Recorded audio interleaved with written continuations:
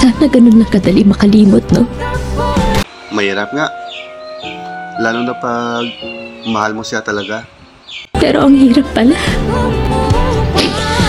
Lalo na pag siya yung pangarap mo.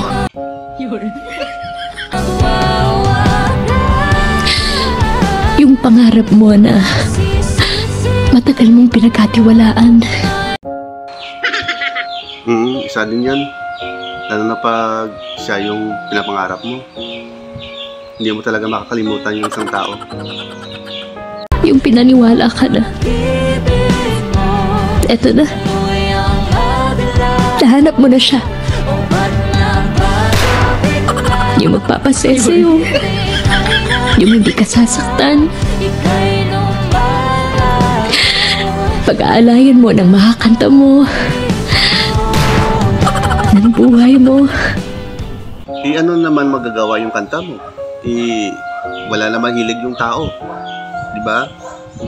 Sana sa akin mo na yung inalay. Yun.